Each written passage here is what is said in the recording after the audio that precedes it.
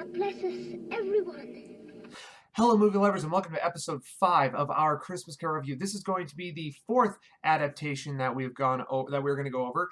If you don't know exactly what's going on, check out episode 1 of this series. The link will be down in the description, so you can make sure you know exactly how this is working. Okay, so this one is A Christmas Carol from 1938, starring Reginald Owen as the infamous miser Ebenezer Scrooge. And I have to say, so far, this has been my favorite overall Christmas Carol with everything. I really loved Reginald Owen as Scrooge.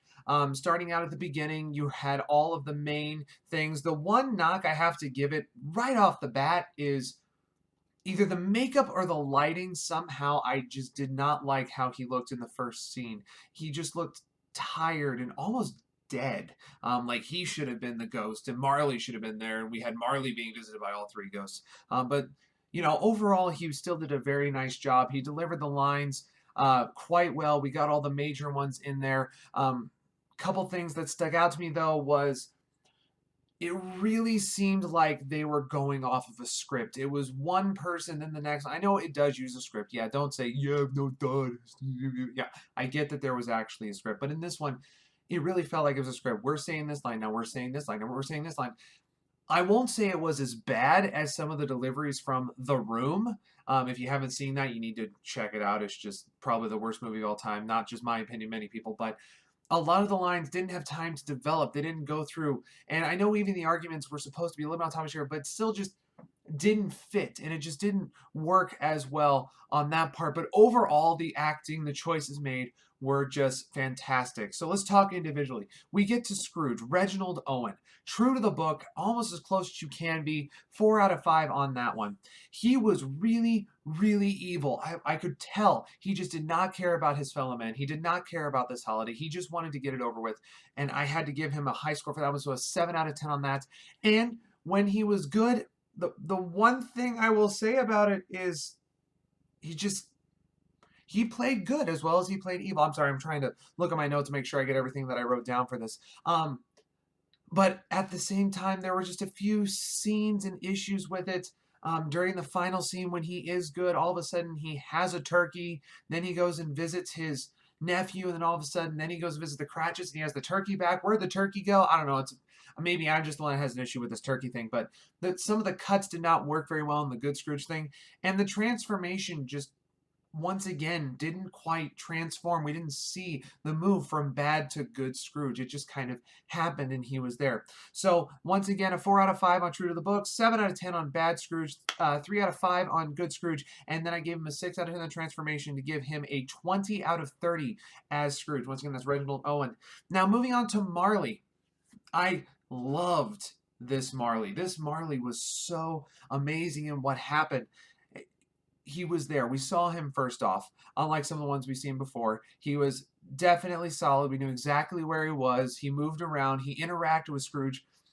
The one thing I do have to laugh about on this one is you knew obviously that this was not done at the same time. You could tell that Marley was not in the same room as Scrooge when it was recorded. Scrooge was not in the same room as Marley because all of a sudden one of them will turn their head and then the other one is slow to move with it. And it just wasn't quite lined up, which you really can't fault the time for because that's just what the effects were like. And one thing that I did love about this Marley rendition, it was an addition to what was actually in the book. Scrooge brought up cops.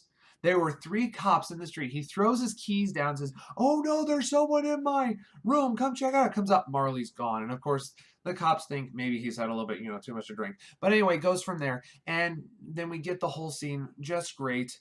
And we move on to Ghost of Christmas Past. Now, this one, unlike the previous adaptations, both of them, this one took aspects out that we didn't have in the others as well.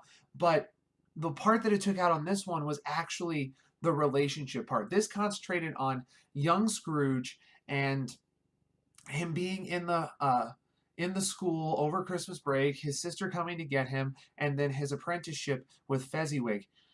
The one thing we don't get is the sadness, the sorrow that happens throughout all these Christmas Eves. We don't have any sort of showing of Belle, his love or anything like that. We don't have anything with Marley or anything, and his entire past just seems happy. I mean, he's happy he doesn't see anything, and that's just, it feels like we're missing the key thing of why he's actually evil. There's no reason for it. Now, that's not Reginald Owen's fault. That's why he still got a great evil score, but just the writing of it, we didn't get any sort of character development. I didn't like that too much. So The Ghost of Christmas Past, true to the book, had to give it a 3 out of 5 because it was missing a lot.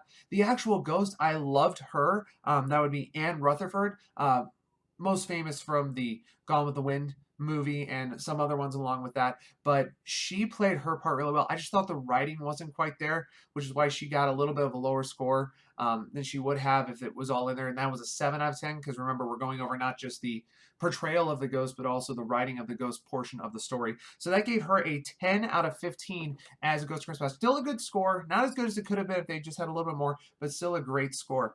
Then we move on to the Ghost of Christmas Present, played by Lionel Bram, or Bram, Braham, if you want to look it up. I don't know how it's pronounced, but anyway.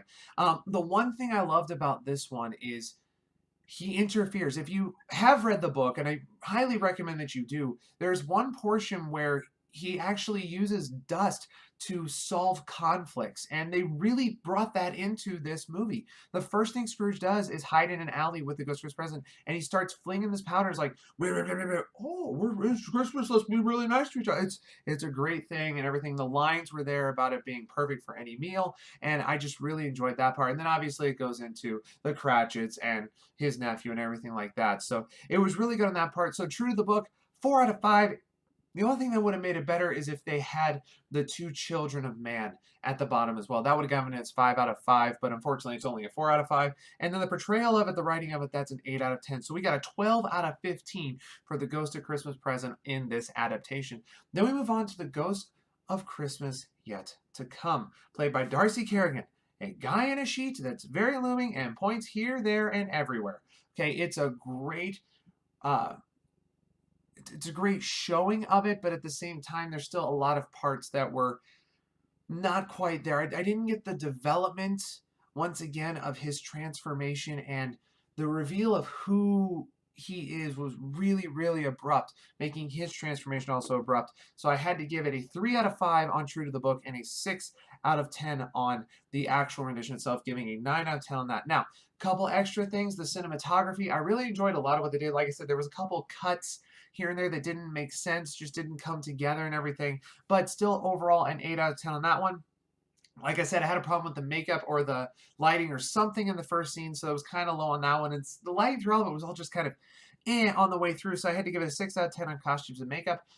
But I did give it the 7 out of 10 on music. It was good once again, still nothing spectacular, nothing that really stuck out, so a 7 out of 10 on that one.